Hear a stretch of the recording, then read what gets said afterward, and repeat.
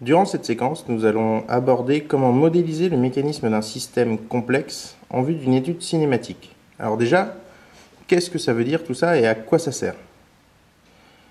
Typiquement, on peut prendre l'exemple de cette pince.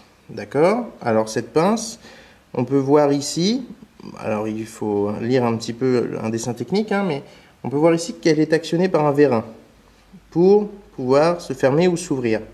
Mais typiquement, en tant qu'ingénieur, on va chercher à savoir de combien doit sortir le vérin ou quelle doit être sa position pour avoir telle ou telle ouverture. D'accord? Donc la question, c'est comment je vais pouvoir modéliser ce mécanisme pour être capable par la suite de déterminer la longueur de vérin nécessaire pour l'obtention d'une position de pince souhaitée. Parce que travailler uniquement sur un dessin d'ensemble tel que celui-ci, c'est trop complexe, c'est pas lisible. Donc, quelques définitions de base par rapport à cette situation.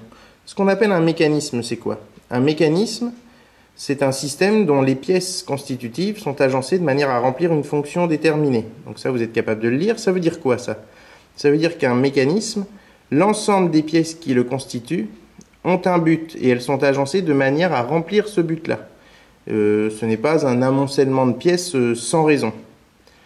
Une étude géométrique, parce qu'on parle d'études cinématiques ou d'études géométriques dans ce chapitre. Une étude géométrique, c'est quoi? C'est étudier la position des différentes pièces d'un mécanisme.